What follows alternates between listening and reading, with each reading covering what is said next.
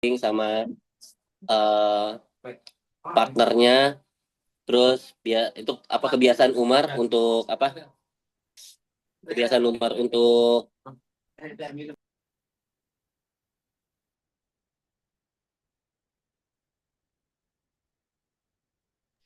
nah kebiasaan Umar untuk ke umat-umatnya atau ke jamaahnya saat itu dia sering keliling-keliling gitu dan akhirnya nemu nemu satu orang iman yang ternyata dia sedang kelaparan gitu ya. Iya. Melihat hal itu Umar langsung bilang, "Oh, bentar-bentar kamu tunggu sini dulu." Nah, sedangkan si apa jamaahnya atau rakyatnya saat itu nggak tahu kalau itu adalah Umar sebagai pemimpinnya. Tetapi terlepas dari itu, yang saya dapat adalah Umar nggak Umar bukan tipe orang yang apa yang senang diakuin gitu loh. Ah, dia aja nggak ngakuin saya, ngapain saya ngakuin dia sebagai umat saya? Udah, mending saya tinggalin aja. Tapi Umar nggak seperti itu tetap tanggung jawab Umar. Yang menurut saya eh, waktu lihat video tadi sih tanggung jawabnya Umar benar-benar mantep banget lah, nggak bisa diungkapkan dengan kata-kata. Sangat jarang banget ngelihat pemimpin yang kayak gitu di zaman sekarang. Gitu Kak. Iya, betul sekali buat Mas Abdu. Memang zaman sekarang kalau kita lihat pemimpin, memang banyak. Kalau baca bahasa sekarangnya apa yang dilakukan Umar bin Khattab itu belusukan ya, belusukan. Tapi kalau belusukannya di zaman sekarang, mereka biasanya hanya formalitas di depan kamera, tidak melakukan aksi. Bahkan yang baru saya nemu nih, yang benar-benar belusukan dan dengan ada aksi itu baru Pak Deddy Mulyadi, Gubernur Jawa Barat saat ini. Baru dia menggunakan aksi. Sama seperti yang dilakukan oleh Saidina Umar. Dia belusuan, melihat rakyatnya yang sengsara, kelaparan, langsung tolong. Benar kata Mas Abdul tadi. Dia tidak juga mau merasa dirinya tidak dihargai, dia tidak mau menolong, tidak. Dia tidak memandang siapapun itu. Mau dia kaum kafir sekalipun, Umar pasti akan menolongnya. Karena Rasulullah tidak mengajarkan itu. Rasulullah mengajarkan untuk tetap baik kepada siapapun, sekalipun ia menyakitinya. Tingkatannya Rasulullah sama kita udah beda. Coba kalau kita disakitin sama orang. Orang itu minta tolong, gak bakal mau kita. Ngapain nolongin dia? Itulah makanya pentingnya meneladani Rasulullah. Siapapun orang yang jahat kepada kita, kita balas dengan kebaikan. Karena nanti yang ngebalas kebaikannya itu bukan orang itulah. Tapi apa? Allah yang langsung membalas kepada kita. Yang terpenting niat kita ikhlas menolong orang lain. Itulah contoh dari Umar bin Khattab. Umar bin Khattab pun meneladani gaya kepemimpinan Rasulullah. Makanya ia terapkan saat ia menjadi seorang pemimpin. Selain dia memiliki rasa kasih sayang, kepedulian terhadap rakyatnya, Umar pun juga tetap tegas. Ada yang salah, Umar hukum. Ada yang benar, Umar dukung. Itulah Sayyidina Umar radhiyallahu an. Kalaupun ada yang salah, akan langsung diberikan hukuman yang setimpal oleh Sayyidina Umar. Itulah makanya kenapa Sayyidina Umar dan Abu Bakar itu menjadi sahabat yang paling dekat dengan Allah. Bahkan hingga akhir hayatnya, mereka berdua dimakamkan secara beriringan di Masjid Nabawi. Saking dekatnya Sayyidina Umar dengan Rasulullah. Padahal dulu adalah Sayyidina Umar ini sangat benci dengan Rasulullah, sangat benci. Tapi sekarang tapi saat Sayyidina Umar masuk Islam, dia yang akan pasang badan membela Rasulullah dan pasang badan membela apabila agama Islam dicaci maki. Itulah hebatnya gaya kepemimpinan Rasulullah. Jadi dengan gaya komunikasi yang Rasulullah lakukan, ia mampu mengajak Sayyidina Umar untuk bisa hijrah ke agama Islam. Mampu membuat kaum-kaum kafir yang tadinya membenci Islam perlahan masuk ke agama Islam. Bahkan saat Rasulullah berdakwah ke Taif, Taif ini dulu melempari Rasulullah saat Rasulullah berdakwah ya di negeri Taif. Tapi setelah kesabarannya Rasulullah, komunikasinya Rasulullah yang baik, warga Taif itu 99% masuk Islam berkat dakwahnya Rasulullah Shallallahu Alaihi Wasallam. Itu gaya kepemimpinan yang terbaik, gaya komunikasi yang baik, sehingga dengan usaha kesabarannya, komunikasinya yang baik, orang-orang mau masuk ke dalam agama Islam. Jarang sekali ada orang-orang yang mampu menggunakan komunikasinya dengan baik, memimpin dengan baik. Baru yang tadi saya bilang, saya baru nemu Pak Deddy Mulyadi. Contoh yang bisa meneladani gaya kepemimpinan Rasulullah. Itu yang kita bisa ambil makna dari video tadi barusan. Lanjut ke slide selanjutnya, ini adalah, nah, ini pun dikatakan, salah seorang ulama terdahulu mengatakan, Syekh dari Bek, innamal umamul ahlaku ma bakiyat, fa in humu dahabat ahlakuhum dahabu. Yang artinya apa? Sesungguhnya negara itu akan berdiri tegak jika penghuninya berakhlak mulia. Dan sebaliknya, negara itu akan hancur lulur berantakan jika penghuninya berakhlak bejat. Maka kita sebagai rakyat, kita juga tidak bisa menyalahkan pemimpin. Pemimpin kita salah, demo dia. Tidak. Karena kita juga sebagai rakyat harus introspeksi diri. Pemimpin berasal dari rakyat. Dipilih oleh rakyat. Dijadikan oleh rakyat.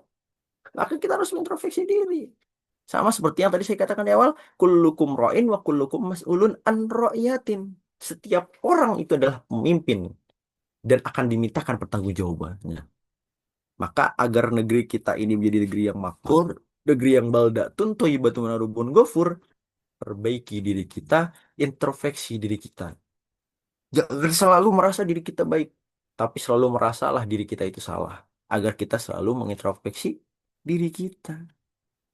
Dan aset terbaik agar kita bisa menjadi negara yang makmur apa? Pemuda-pemudi masa kini. Jadilah pemuda-pemudi yang bermental ashabul kahfi, yang teguh dalam amar ma'ruf nahi munkar. Karena pemuda adalah harapan bangsa dalam mewujudkan the young today is leader tomorrow. Syubbanul yaum rijalul god. Pemuda hari ini adalah pemimpin di masa depan. Jadi pada intinya adalah mari kita jadikan gaya kepemimpinan Rasulullah SAW dalam kehidupan kita. Kita semua ini adalah pemimpin. Pemimpin bertanggung jawab atas diri kita sendiri. Seorang pemimpin keluarga bertanggung jawab memimpin keluarganya. Seorang pemimpin di perusahaan bertugas untuk memimpin bawahannya. Kita sebagai diri sendiri bertugas memimpin diri kita sendiri. Jadi marilah kita melakukan, menanamkan sifat-sifat yang tadi telah Rasulullah contohkan, dan marilah kita tinggalkan dosa kita, jaga lisan kita, berbanyak istighfar. Karena dengan hal seperti itu, kita akan bisa menjadi pemimpin yang baik. Bukan untuk orang lain dulu, tapi untuk diri kita sendiri. Baru efeknya adalah untuk lingkungan sekitar kita. Mungkin itu saja materi yang dapat saya sampaikan. Barakallahu fikum, jazakumullah khairan kasir. Terima kasih. Saya kembalikan kepada moderator. Wabillahi taufiq hidayah. Wassalamualaikum warahmatullahi wabarakatuh. Waalaikumsalam. Waalaikumsalam warahmatullahi wabarakatuh. Ya, terima kasih nih buat Kak Nur Cahyo. Sekali lagi materinya benar-benar menambah ilmu banget buat kita semua ya, terutama buat teman-teman juga yang mengikuti. Berikutnya enaknya kita masuk ke sesi Q&A. Baik, kita buka dulu dari teman-teman. Apakah ada yang mau bertanya? Boleh. Perkenalan. Habis itu ajukan pertanyaannya. Baik, dari teman-teman, apakah ada yang mau bertanya tentang materi tadi semuanya? Mungkin saya izin bertanya. Boleh. Perkenalkan, nama saya Siti Rohmani Rumani. Kak, menurut kakak sifat kepemimpinan Rasulullah mana yang paling sulit diterapkan di zaman sekarang dan mengapa?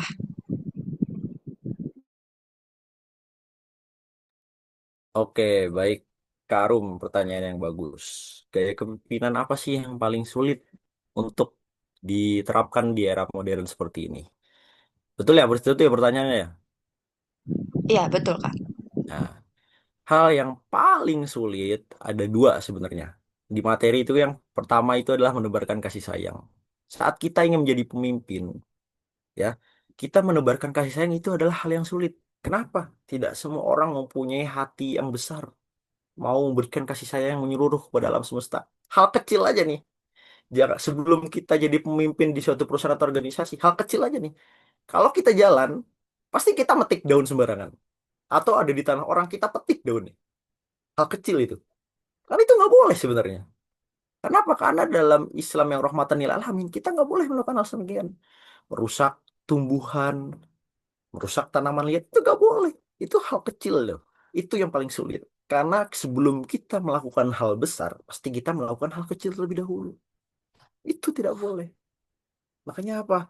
Sebelum kita menjadi pemimpin untuk pemimpin di perusahaan atau diri kita sendiri, kita harus belajar menebarkan kasih sayang menyeluruh kepada alam semesta. Ini yang tidak semua orang bisa. Terkadang kita menebarkan kasih sayang hanya kepada orang yang kita sayangi. Nah, ini kan yang sulit. Coba kalau kita sebarkan kasih sayang kepada seluruh alam semesta, damai hidup kita. Nggak akan lagi cekcok antar tetangga. Nggak akan ada lagi aksi bunuh membunuh. Nggak ada. Itu yang sulit. Sekarang kita bertetangga, berukun tetangga. Soal pot geser dikit aja, kita marah. Bagaimana kita mau menerapkan kasih sayang yang menyeluruh? Itu yang paling sulit. Makanya kenapa Rasulullah ini banyak dimusuhi, tapi banyak sekali yang cinta dengan beliau. Karena apa? Karena sikap yang beliau tanamkan, gaya kepemimpinan beliau yang beliau terapkan. Itu yang harus kita lakukan. Kan sudah jelas perintahnya di dalam surat Al-Maidah tadi. Wa ma arsalnaka ila rahmatan lil alamin. Nabi Muhammad ini diutus untuk menyebarkan kasih sayang menyeluruh pada alam semesta. Makanya kita sebagai manusia harus meneladani beliau, menjadikan uswatun hasanah sekaligus prototipe bagi siapapun yang mendambakan kebahagiaan di dunia dan di akhirat. Seperti itu. Jadi mungkin jawabannya seperti itu buat Kak Arum. Atau Kak Arum ada tambahan lagi nih, benar atau tidaknya? Bener sih, Kak. Benar ya? Gimana Mbak Arum, berarti udah terjawab pertanyaannya? Sudah, Mas. Oke. Dari yang lain, apakah ada yang mau bertanya juga? Boleh.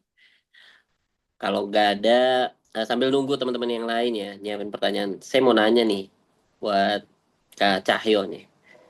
Tadi kan dalam Quran, kalau yang kita tahu ya, dalam Quran surat Al-Ahzab itu di sekitar ayat 21, Rasulullah itu disebut sebagai uswatun hasanah atau teladan yang baik.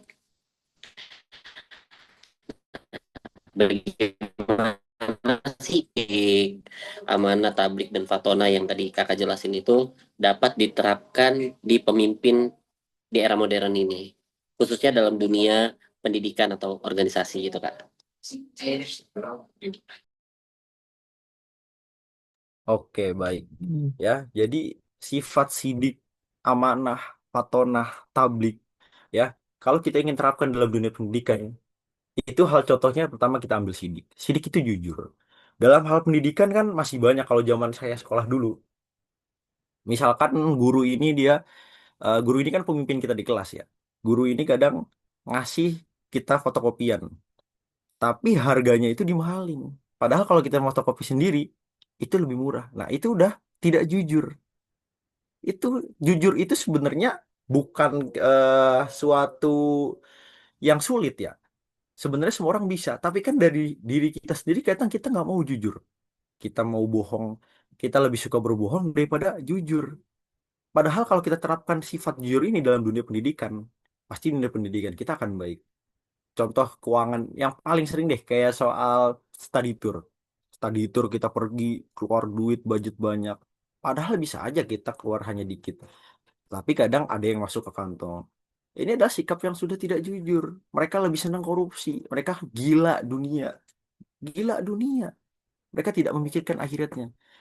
Padahal di surat Al-Qasas ayat 77 dikatakan, carilah kebahagiaanmu di negeri akhirat, tetapi jangan lupa bagianmu di dunia.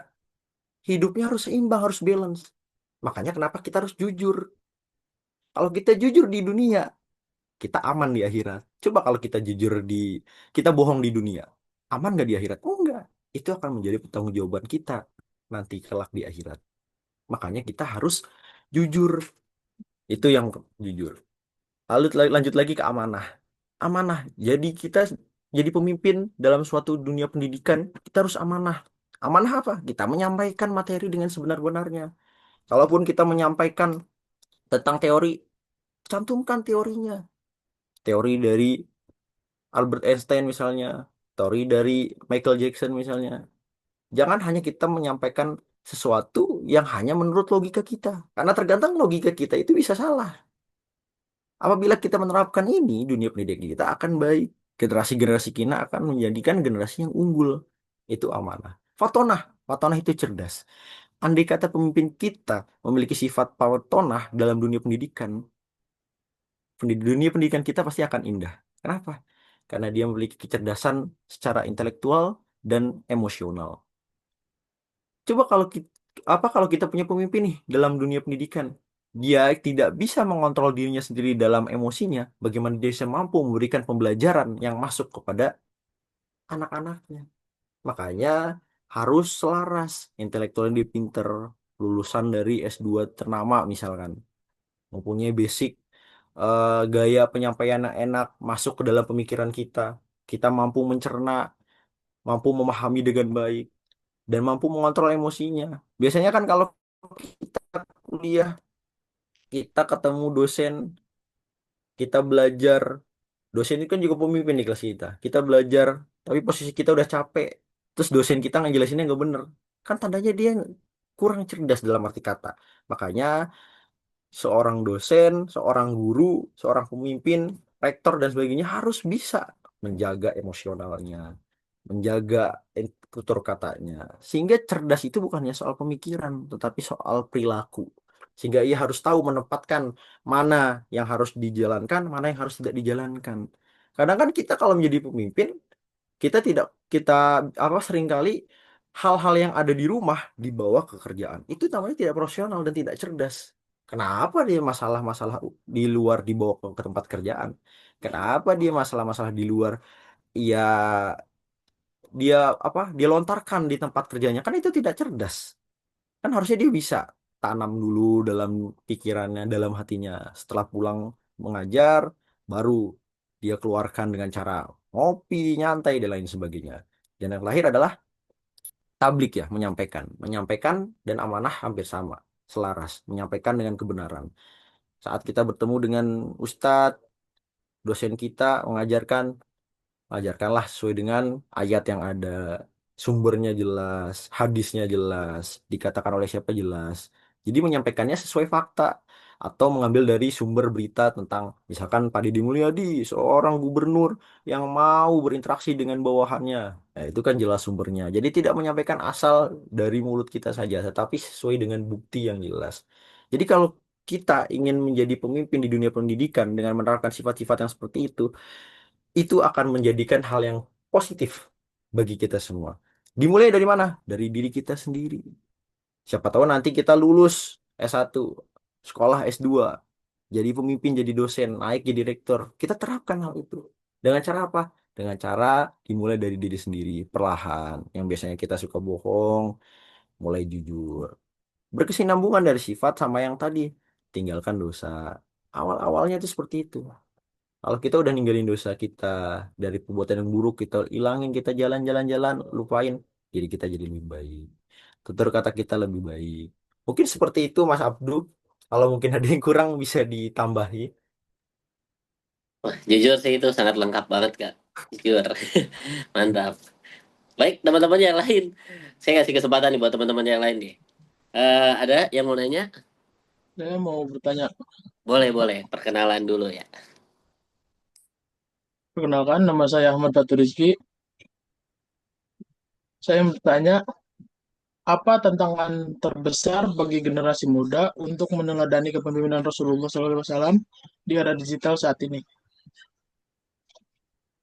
Oke, pertanyaan yang bagus banget nih. Ya, tantangan terbesar generasi muda masa kini adalah yang kalau untuk cowok harta tahta wanita, tapi kalau untuk cewek rasa males. Bener nggak? Pasti bener. Kenapa? Ini godaan dari generasi muda masa kini. Kita pengen sukses, tapi kita males. Dikit-dikit males, dikit-dikit males. Gimana kita mau sukses? Sementara orang-orang yang sukses di luar sana, dia bekerja seharian penuh tanpa mengenal lelah. Kita contoh ambil artis Mas Irfan Hakim. Waktu tidurnya sehari itu hanya 2 jam, 3 jam. Dihabiskan waktu untuk bekerja. Itu tantangan sebesar kita. Melawan diri kita sendiri. Ini nih, masalahnya di diri kita nih. Nih, diri kita. Kalau kita udah bisa melawan diri kita sendiri, tantangan seberat apapun yang kita hadapi, kita mampu melibasnya. Ya, tantangannya ada di diri kita sendiri. Terberat itu di diri kita sendiri. Kalau cowok, tantangannya harta, tahta wanita. Harta kita mau digunakan untuk apa? Kalau untuk mau kesuksesan, kita bisa melakukan di invest atau kita bisa usaha, ya. Tapi kalau kita menjaga hartanya tidak bisa, kita habiskan untuk misalkan beli rokok atau kita beli minum-minuman, kita tidak akan bisa menjadi seseorang yang sukses, menjadi pemimpin yang untuk diri kita sendiri tidak akan bisa. Itu harta, tahta, tahta. Nah, itu tadi pemimpin. Kita udah dapat jabatan di perusahaan tempat kita bekerja. Kita jadi leader, kita jadi foreman, atau kita jadi supervisor. Nah, tapi kita tidak memanfaatkan jabatan kita dengan baik. Kita masuk seenaknya. Kita buat aturan seenaknya, tidak mengikuti alur flow SOP yang ada. Bagaimana kita mau sukses, bagaimana kita mau jadi pemimpin yang baik? Karena tahta yang kita pegang aja kita tidak bisa. Yang terakhir, wanita. Wanita godaan yang paling berat. Kita hijrah nih, kita udah mulai tinggalkan dosa. Muncul godaan, wanita yang kita sayang datang. Kan bisa aja seperti itu. Jadi apa? Pertanyaan yang tadi seperti itu, jawabannya apa? Tantangan paling terbesar adalah diri kita sendiri. Diri kita sendiri. Karena kalau kita, kalau teman-teman yang kerja PT pasti tahu kan, kalau kita lagi meeting pagi, SOP safety first itu dimulai dari diri saya. Tuh. Keselamatan itu dimulai dari diri saya. Nah, itu sama. Tantangan terbesar untuk menjadi pemimpin bagi diri kita sendiri ataupun ingin menjadi seorang yang sukses itu ada di diri kita sendiri. Jadi jawabannya adalah bagaimana cara kita balik nih caranya. Bagaimana cara kita untuk bisa melawan rasa malas itu. Nah, itu. Kalau tadi pertanyaannya tantangan terbesarnya apa? Kita balik pertanyaan bagaimana cara melawan rasa malasnya? Perbanyak istighfar. Dengan istighfar kita akan mendapatkan rahmat dari Allah. Lawan rasa malas kita. Yang paling kuat itu kalau kita mau keluar nih dari ke masa kemalasan kita, kejeratan-kejeratan buruk kita. Yang pertama itu yang paling penting itu tinggalin dosa, kedua niat. Innamal a'malu bin niat. Sesuatu segala yang kita lakukan itu harus berdasarkan dengan niat. Niatnya kencang, tekadnya kuat. Tepat itu. Terkadang kalau kita ingin makan, kita cuma niat doang nih. Tekad kita membuat ngambil nggak akan bisa kenyang kita. Tetapi kalau kita niat mau makan, kita jalan, tekad kita jalan, ngambil makanan, kenyang kita. Jadi bukan hanya sekedar pemikiran kita yang kenyang. Ah, makan dulu deh dalam mimpi, nggak bakal bisa kenyang. Jadi caranya adalah tinggalin dosa, lalu niat. Itu mungkin jawabannya, Mas. Kalau memang ada yang kurang, boleh ditambahin lagi. Kita sama-sama sharing di sini. Cukup, Pak. Itu Kak, Oke, cukup baik. baik gitu jawabannya. Terjawab ya Mas Fatur ya. Ya, udah terjawab lah. Oke. Benar-benar jawaban yang sangat-sangat lengkap lah pokoknya dari Kak Cahyo ini. Terima kasih. Kalau yang lain bagaimana? Ada yang mau bertanya lagi dari teman-teman? Maaf Mas, izin bertanya. Manggo, manggo. Perkenalan dulu, habis itu ajukan pertanyaannya. Perkenalkan, nama saya Linda Lestari. Saya ingin bertanya, Kak, apa makna khalifah menurut perspektif Islam dan bagaimana relevansinya dalam kepemimpinan modern? Terima kasih.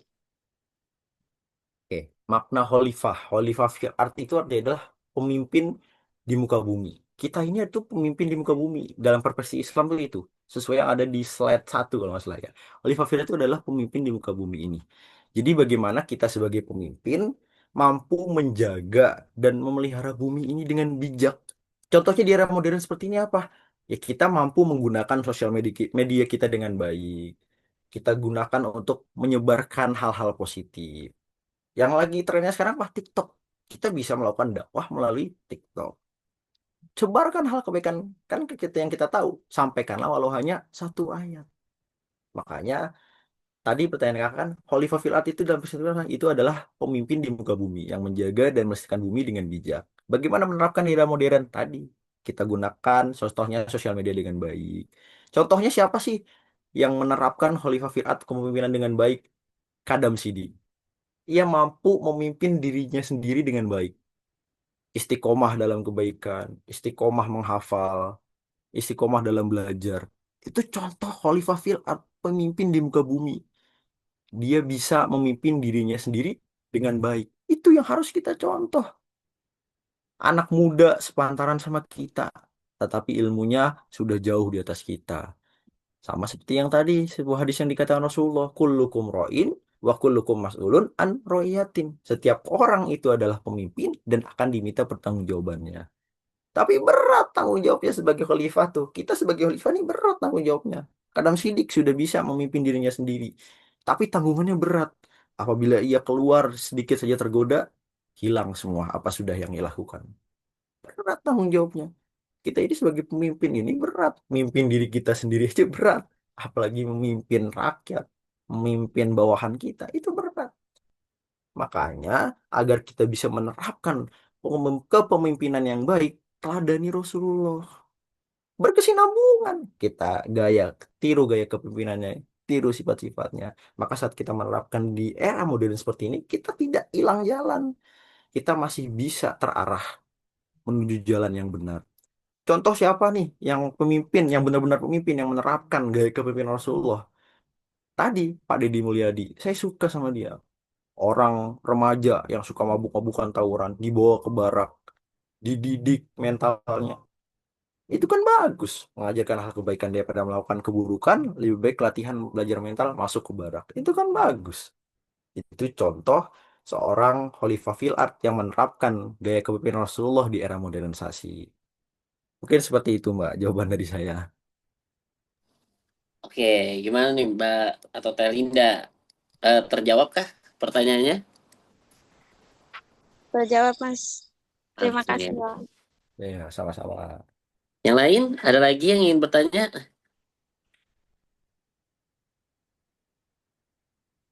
Ingin bertanya? Boleh, boleh. Manggo, manggo. Ya, Perkenalan dulu, baru ajukan pertanyaannya. nama saya Zehan Prahardika. Izin bertanya, Kak, bagaimana cara kita mengimplementasikan sifat Rasulullah untuk menjadi pemimpin yang baik ketika kita harus mematuhi atau memenuhi perintah perusahaan atau instansi dengan tanggung jawab yang telah diberikan, sedangkan perintah tersebut kurang adil terhadap bawahannya. Karena mungkin ini adalah situasi yang terjadi saat ini. Oke, baik. Sifat Rasulullah ini kan sidik, amanah, fatonah, tablik. Kalau kita diberikan suatu perintah tetapi tidak adil, ya kita sebagai pemimpin, kita yang tahu bahwasanya itu salah, ya kita harus tegas. Kita bicarakan kepada bawahan kita, pakai metode tablik, sampaikan, oh nih atasan kita ini nyuruh kita seperti ini. Ini suatu hal yang tidak adil. Apa yang mau kita lakukan? Gunakan gaya kepemimpinan Rasulullah, itu bermusyawarah. Ayo, apa yang harus kita lakukan? Kita diskusikah ke pihak atasan, pihak manajemen agar mau merubah SOP yang ada? Kita lakukan seperti itu. Jangan kita diminta manajemen nih, lakukan ini. Tapi padahal itu tidak adil. Kita tetap memberikannya kepada bawahan kita. Kita yang salah. Yang menanggung adalah kita sendiri. Misalkan masnya kan supervisor, dikasih arahan sama manajer. Kamu lakuin ini ya ke karyawan, biarin dia nggak usah digaji, suruh lembur aja. Kamu sebagai supervisor yang baik, menerapkan sifat Rasulullah yang sidik, amanah, fatonah, tablik, kamu tolak hal tersebut. Kamu bisa omongin langsung kepada manajernya, Pak, itu bukan hal yang baik, Pak. Bawahan kita punya hak. Gimana cara implementasinya? Diri kita gini harus berani, tegas bicara sama dia. Terapkan gaya kepemimpinan Umar bin Khattab. Umar bin Khattab kan tegas. Kalau salah dibilang salah. Benar dia bilang benar. Jadi saat manajernya menyuruh supervisor yang menyuruh emas hal yang tidak adil, tegas buat dia. Pak, jangan seperti itu. Kita punya hak. Kita dilindungi oleh undang-undangnya. Kita ada buku kinerja karyawannya. Kita ada bukunya. Kita nggak boleh gini, kita nggak boleh gini. Tegasin kepada manajernya. Jadi cara implementasikan adalah dimulai dari diri kita, apakah berani untuk tegas kepada manajer tersebut, menegurnya. Karena kalau kita tidak berani mengimplementasikannya, kita tidak berani menegurnya, kita tidak tegas, sama saja kita seperti manajernya. Yang kasihan adalah bawahan kita. Jadi kalau ditanya cara implementasikannya seperti apa? Dimulai dari diri kita, tegas dalam mengambil tindakan. Seperti gaya kepemimpinan Umar bin Khattab yang tegas dalam segala hal sehingga mampu menjadikan masa kepemimpinan yang baik terhindar dari segala hal-hal yang buruk. Yang benar didukung, yang salah dikurung. Kan gitu. Mungkin seperti itu, Mas. Kalau masih kurang mungkin bisa ditambahin lagi. Baik, terima kasih, Kak. Tapi mungkin bagaimana kalau misalnya ada konsekuensinya gitu? Terima kasih. Nah, itu semua yang kita jalani ini ada konsekuensinya. Tinggal bagaimana kesiapan dari diri kita. Kita yakin gak nih sama janji Allah? Kalau kita menerima konsekuensi dengan baik untuk menjaga hak-hak orang yang terzolimi itu, kita akan dapat rezeki yang berlimpah dari Allah. Janji Allah nggak pernah bohong, Mas. Kalau kita sabar, Allah pasti akan ganti dengan yang baik. Dan kalau kita jujur, Allah juga akan ganti yang jauh lebih baik. Ada sebuah kisah. Jadi di suatu zaman dulu itu, zaman Rasulullah, zaman sahabat, ada seorang laki-laki yang tampan. Ia digoda nih oleh seorang wanita.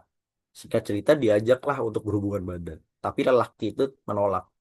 Ia diajak untuk berhubungan, dia menolak, lalu dia izin untuk naik ke atas atap. Dia izin untuk berwudu. Tapi dia setelah berwudu bukan balik lagi ke kamar, tetapi dia loncat ke bawah. Posisinya, kalau kita pakai logika, dia loncat ke bawah, dia meninggal. Tapi faktanya dia hidup dan dia mendapatkan kekayaan yang tidak ada hentinya dari Allah. Itu kan tandanya apa? Bukti percaya bahwasanya setiap konsekuensi yang ia terima, ia yakin bahwasanya Allah akan menggantikannya. Makanya ia berani melakukan hal yang baik dan benar. Coba kalau si pemuda tersebut tergoda masuk dalam jerumusan wanita tersebut, apakah dia akan mendapatkan benefit yang seperti itu, yang banyak dari Allah? Kan tentu tidak. Makanya saat kita berusaha mengimplementasikannya, tetapi kita mendapatkan konsekuensinya, kita harus yakin apabila memang ini bukan yang terbaik buat kita akan mendapatkan yang jauh lebih baik nanti di setelahnya. Yang penting apa? Kita menegakkan hak-hak orang yang tidak teradili itu. Karena kan Islam itu tadi, Islam itu rahmatan lil alamin, mengajar kita untuk menebarkan kasih sayang menyeluruh kepada alam semesta, menegakkan hak orang terzolimi, saling menyayangi. Jadi kalau kita ingin benar-benar menjadi pemimpin yang arif dan bijaksana, menerapkan gaya kepemimpinan Rasulullah, apapun konsekuensi yang kita terima, kita harus terima dengan lapang dada dan kita yakin selalu berhusnuzon kepada Allah, bahwasanya Allah akan mengganti berkali-kali lipat dari apa yang telah kita kehilangan tersebut. Mungkin begitu, Mas. Jadi kita dengan husnuzon sama Allah, kita yakin sama Allah, Allah pasti ganti. Bukan orang lain yang ganti, langsung Allah yang ganti. Mungkin seperti itu, Mas. Baik, Kak. Terima kasih banyak. Terima kasih. Sama-sama. Gimana, Mas Zehan? Terjawab berarti pertanyaannya? Terjawab. Terima kasih. Oke. Yang lain mungkin ada yang mau bertanya?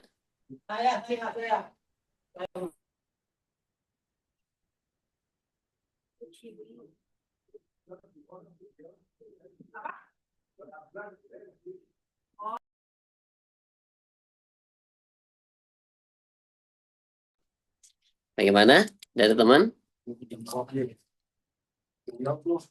Jika tidak ada, kita sudahi sesi Q&A ini. Sebenarnya dari tadi ya, Kak Cahyo nih, dari tadi kan Kak Cahyo tuh ngebahas tentang kepemimpinan Rasulullah, kepemimpinan Rasulullah. Nah, berkaitan dengan materi yang tadi juga, yang menjelaskan bahwa maju atau mundurnya suatu negara di masa depan itu tergantung dari akhlak generasinya. Peran yang saya pengen tanyain adalah, tadi kan Mas Fatur nanyanya, pertanyaannya kan Mas Fatur cara mengatasinya atau tantangan buat si generusnya. Nah, kalau saya pertanyaannya peran si pemimpin. Perannya si pemimpin dalam membangun akhlak generus atau akhlak generasi muda di tengah tantangan era digital dan globalisasi saat ini. Itu gimana, Kak? Nah, kalau tadi itu kan tantangan untuk generasi mudanya. Kalau ini adalah peran pemimpin agar bisa generasi mudanya ini mampu menjadi pemimpin penerus yang baik. Perannya apa? Kita sebagai pemimpin itu menurut saya ya harus kasih beasiswa gratis kepada setiap generasi muda. Karena banyak orang yang belum bisa sekolah. dengan generasi muda yang banyak tidak bisa sekolah. Bagaimana kita bisa menjadi generasi muda yang emas, generasi muda yang unggul? Karena secara pembelajaran kita kurang. Jadi kalau saya rasa seperti program Pak Prabowo nih, makan gratis, boleh makan gratis itu sebenarnya bagus. Tapi kalau saya lebih dukung, kalau bisa keduanya ada program sekolah gratis, beasiswa gratis, dan makan gratis. Bukan hanya difokuskan ke makan gratis, tapi ke pembelajaran gitu loh. Karena tidak semua orang itu bisa buat belajar. Tahu sendiri sekarang kalau misalkan kita misalkan lulus sarjana, kita mau ambil sertifikasi itu kan mahal harganya. UMR gaji Cikarang. Atau bahkan bisa lebih. Nah, mungkin pemerintah, pemimpin bisa memberikan akses gratis nih. Tanpa harus ada syarat ketentuan berlaku, umur sekian. Oh, enggak, kasih aja gratis. Dengan modal memberikan sertifikasi, mana tahu itu menjadikan peluang bagi generasi muda untuk terus berkarir. Menjadi pemimpin di perusahaan, menjadi pemimpin yang lebih baik lagi. Saya rasa seperti itu. Pemimpin harus bisa memberikan fasilitas-fasilitas kepada para generasi muda, beasiswa gratis, sertifikasi gratis, hal-hal yang tidak bisa dilakukan oleh generasi muda diberikan oleh pemerintah. Kan jarang seperti itu. Kalau kita lihat sertifikasi gratis yang didapat hanya sekertas kertas webinar seperti itu aja. Kan banyak tuh yang sertifikasi dapat tuh sertifikat K3 gratis, tapi bukan sertifikat yang bisa dipakai buat di-apply ke pekerjaan. Atau bisa pemerintah memberikan akses kepada para perusahaan untuk membuka kesempatan bagi yang belum bekerja untuk bisa bekerja dengan syarat nanti ada masa pelatihan terlebih dahulu. Sama seperti contoh kalau ke masnya lihat di lokat bukan di lokat di Instagramnya pemerintah Kabupaten Bekasi kadang suka ngasih tuh peluang untuk sertifikasi SEO forklift gratis. Nah, itu tuh seperti itu tuh yang akan membuat generasi muda lebih unggul, bisa menjadi pemimpin yang baik, mempunyai pengalaman yang bertahap semakin banyak, akhirnya bisa menjadi pemimpin untuk lingkungan sekitar dan untuk dirinya saya sendiri. Jadi menurut saya seperti itu, Mas. Jadi dari pemerintah, pemimpin-pemimpin yang zaman sekarang kasih fasilitas yang bisa mendukung intelektualnya semakin berjalan dengan beasiswa gratis, sekolah gratis, sertifikasi gratis, hal-hal yang seperti itulah. Karena kita tahu kan kondisi kita krisis ekonomi, nyari kerjaan sulit, Hmm. pengeluaran banyak. Nah, mungkin seperti itu sih Mas. Kalau dari saya, mungkin dari Mas Abdu nih ada sudut pandang sendiri, boleh silahkan dikeluarkan sudut pandangnya. Menurut saya sih seperti itu kalau menurut saya. Ya, ya makasih Mas tentang apa jawabannya ya. Cuman selain di itu sih yang lebih menyeluruh menurut saya apa dari pemimpin itu memberikan eh, anak-anak generasi muda ini seperti apa ya supaya disibukkan dengan hal-hal yang baik lah disering-seringin apa buat acara mungkin dari pemimpin yang mungkin salah satunya kalau mengerucut tadi ya memberikan beasiswa agar si generasi-generasi ini mau belajar ke tingkat yang lebih tinggi menurut saya sih gitu ya cuman lebih umumnya adalah kalau yang saya lihat yang dari kepemimpin mungkin bahasanya nggak tahu bagaimana yang jelas yang saya tahu harusnya pemimpin itu bisa memberikan waktu yang lebih sibuk kepada pemuda karena kalau pemuda udah banyak waktu longgarnya malah nanti banyak ngelakuin hal-hal aneh sih. Ya betul betul itu betul betul. Ya, mungkin itu kalau dari saya. Makanya bener kan ya kalau yang dilakukan Pak Deddy itu yang anak-anak SMA dibawa ke barak itu kan ngelatih mental mereka jadi mau belajar berhenti hal-hal buruk itu hal-hal seperti itu sebenarnya Ya, Bang.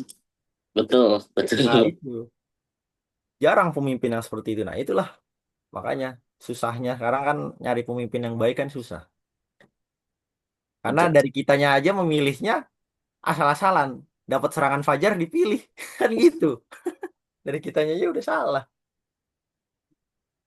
Ya. Iya, terima kasih buat Kak Cahyo jawabannya saya untuk saya tadi sangat Sama-sama menjawab Kak. banget juga. Sama-sama. Sangat mengerucut. Baik bagi teman-teman, apakah masih ada yang ingin bertanya di sesi ini? Jika tidak, berarti kita selesaikan ya sesi Q&A ini. Semua dari pertanyaan teman-teman saya ucapkan terima kasih. Jawaban Kak Cahyo juga sangat lengkap sekali, panjang lengkap, benar-benar kita paham betul lah tentang apa yang kita tanyakan itu, jawabannya kita dapat banget. Nah, untuk masuk ke sesi berikutnya adalah sesi sebelum kesimpulan ya, ke penutup, kita enaknya foto dulu, foto bersama dulu. Boleh on cam dulu teman-teman kameranya untuk dokumentasi. Boleh di on cam dulu buat teman-teman. Nah, mantap.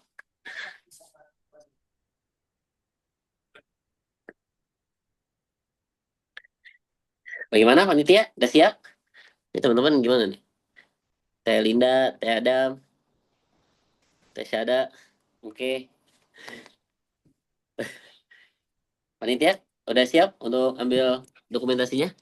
Siap, Mas. Oke, hitungan ketiga ya. Berikan ekspresi terbaik. 1, 2, 3.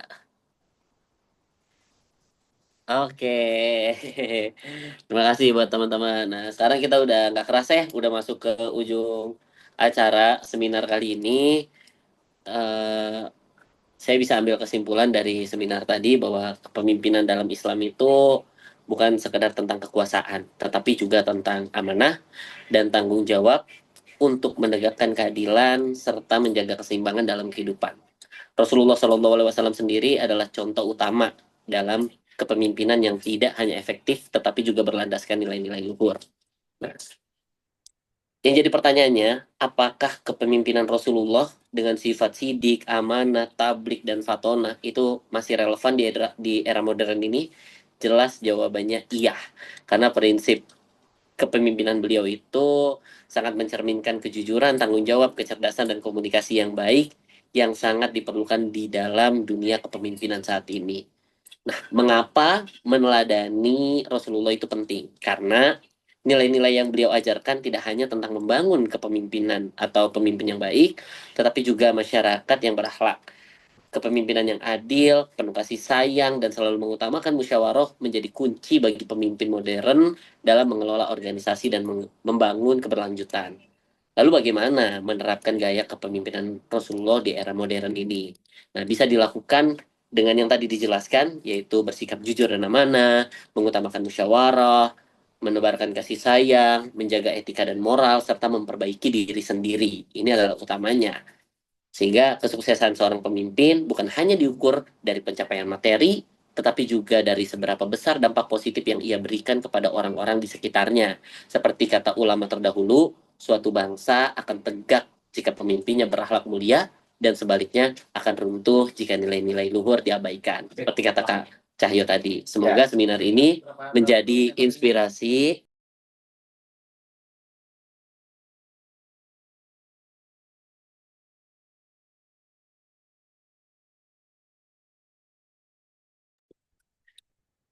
Nah, maaf ya, semoga seminar ini menjadi inspirasi bagi kita semua untuk terus belajar dan menerapkan kepemimpinan yang berlandaskan nilai-nilai Islam.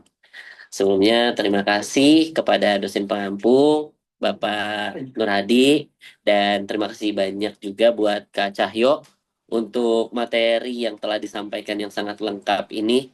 Semoga kita semua bisa mengambil manfaat yang banyak, mengambil khidmat, dan mengambil hikmah yang ada di dalam pertemuan kali ini. Saya Abdul Ramadan, selaku moderator. Sekian dari saya, ada kurang dan lebih katanya. Saya mohon maaf yang sebesar-besarnya. Assalamualaikum warahmatullahi wabarakatuh. Waalaikumsalam. Waalaikumsalam warahmatullahi Terima kasih Mas wabarakatuh. Abdu, terima kasih Pak Nur Hadi Sorojudin. Sama-sama Mas Nur Cahyo. Sekali banyak. Sekolah khair. Ya, barakallah, jazakallah khair Bapak.